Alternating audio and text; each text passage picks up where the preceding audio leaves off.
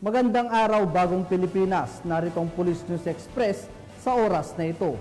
Sa kagustuhang malagay na sa tahimik ang kanyang buhay, nagpasyang magbalik loob ang dating miyembro ng Underground Mass Organization sa Barangay Pabanog, Paranas, Samar. Yan ang tinutukan ni Patrolwoman Camberley Flores.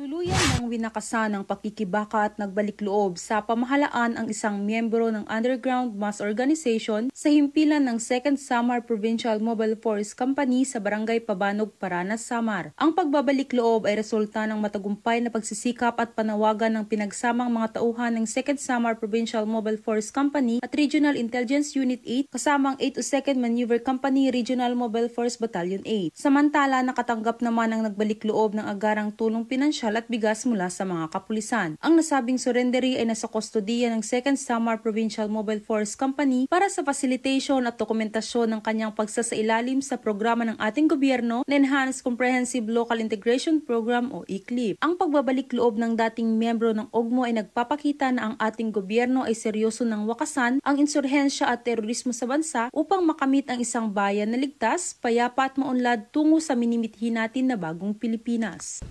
Mula dito sa Eastern Visayas, ako ang inyong PNN correspondent, Patrolwoman Flores, alagad ng batas, tagataguyod ng Balitang Pulis. Maraming salamat Patrolwoman Flores. At para sa iba pang napapanahong balitang pampulisya, laging tumutok sa Police News Network, alagad ng batas, tagataguyod ng Balitang Pulis.